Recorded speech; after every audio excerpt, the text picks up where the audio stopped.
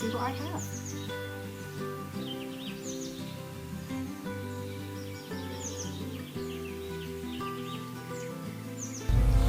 Coco and Frankie are already on the lookout as we head to Parke National Trust. Our mission today is growth. We're gathering the building blocks for a high-potency super juice that's clean, effective and won't ruin your patio vibe with a swampy smell. Stick around because we're also solving that imposter plant drama and checking out a few penny finds from the walled garden here, including a tree cabbage that can reach 10 feet tall. First up are cleavers, or better known locally as sticky buds. Naturally rich in silica, this helps strengthen plant wall cells and makes them tougher against pests. Not all plants are beneficial. This is dog mercury, it's toxic. Ah, very good. There's some dock leaves, should be safe with those. They pull up buried minerals that surface plants often can't reach because they have very deep tap roots. So these are great for our super juice, but also if I get stung later with some nettles, these will be great for rubbing on and offering some relief. This is wild garlic, but you need to pick each individual leaf. Do not pick a handful. It could be sitting amongst lords and ladies or lily of the valley. Both are remarkably similar and are both poisonous. Smell it. If it smells of garlic, should be fine. When in doubt, leave it out.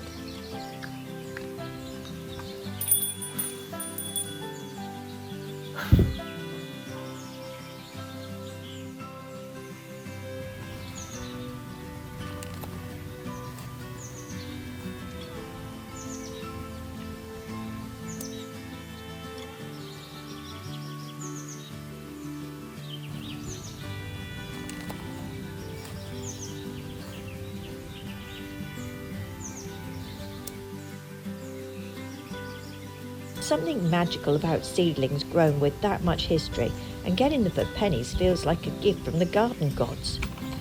The star of the haul is this tree cabbage. Unlike your standard greens, this is a perennial powerhouse. It can grow up to 6 to 10 feet tall.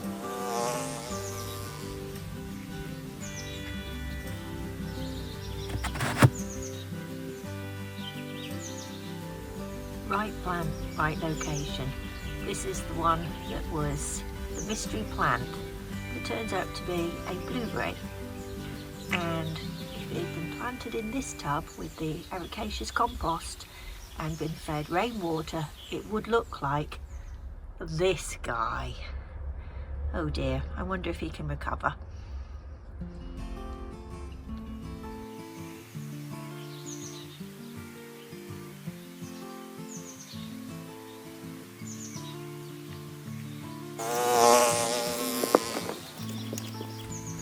These plants are pampered more than my partner.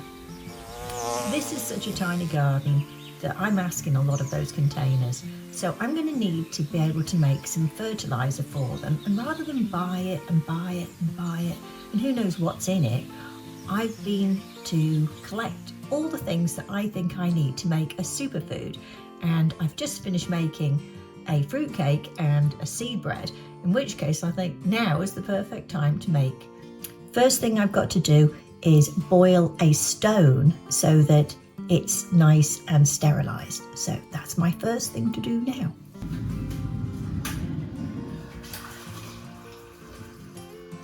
That's all set. Now I'll show you what I have. Basically, I have a bag full of these wonderful things that I collected over the weekend. I have a massive jar, and then I've used equal amounts of greens and sugar. I have a range of sugars, so I've just added a bit of everything. I had some date sugar, I had some demerara sugar, and I had some brown sugar. Apparently brown sugar works best. I also have some molasses, so I'm going to add a spoonful of that, which apparently is very good for getting everything moving, getting those microbes working on fermenting my leaves. There we go, in it goes. All add into the recipe. I'm using gloves because the stinging nettles might still be stinging.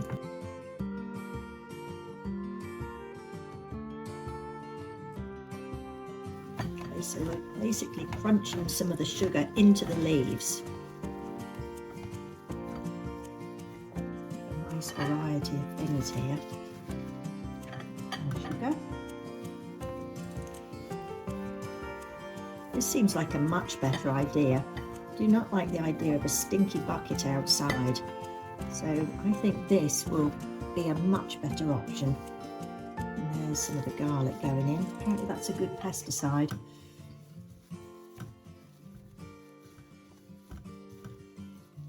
And if you'd like a copy of the recipe, I'm going to link it in my Ko-fi shop, and you can just go over there and download it for free.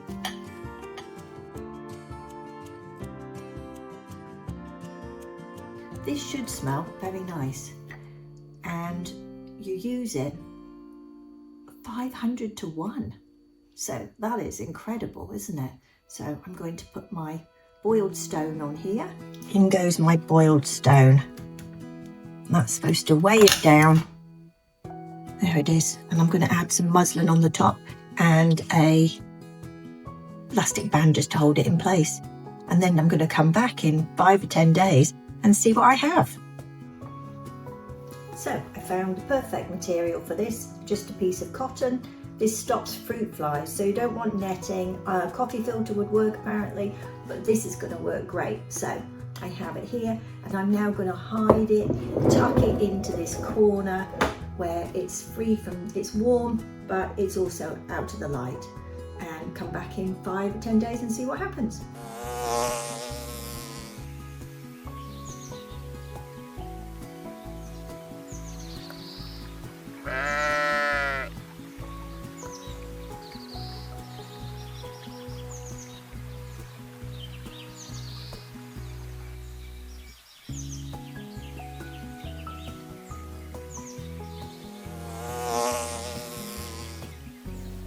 While our super juice ferments in the dark, the work of the patio and our tiny food forest never stops. This week we're officially moving in the heavy hitters. These heritage tomatoes found for pennies at the walled garden at Parke are finally going into their vertical beds alongside a vibrant mix of red and yellow peppers.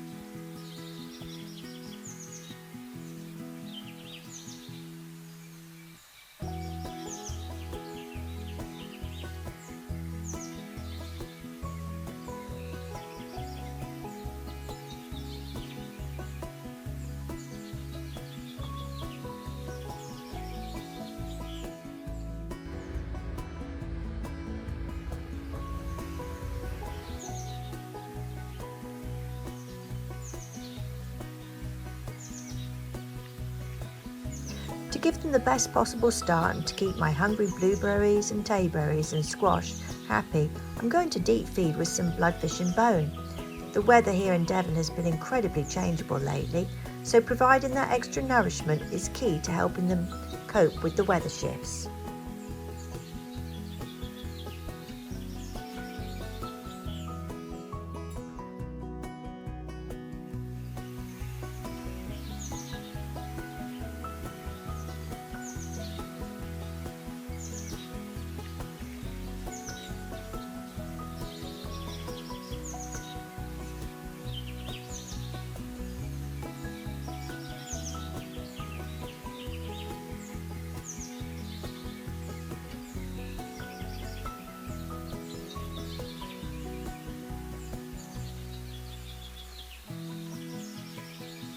If you want to see more of Coco and Frankie, be sure to check out our Cozy Paws walks in the playlist.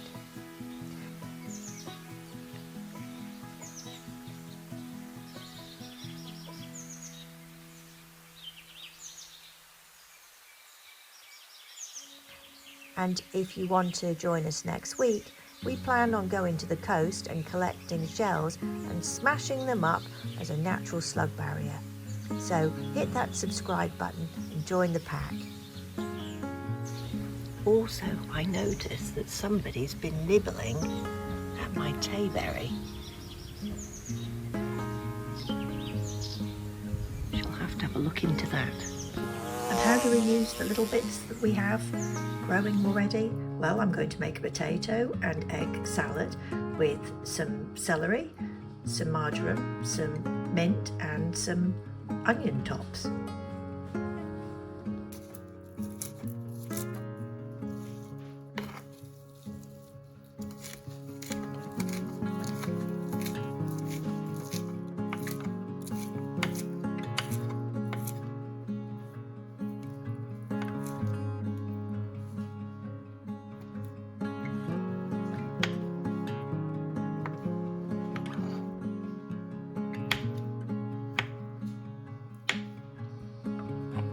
finish off with a few black sesame seeds. Till next week, happy gardening, stay cosy, stay you.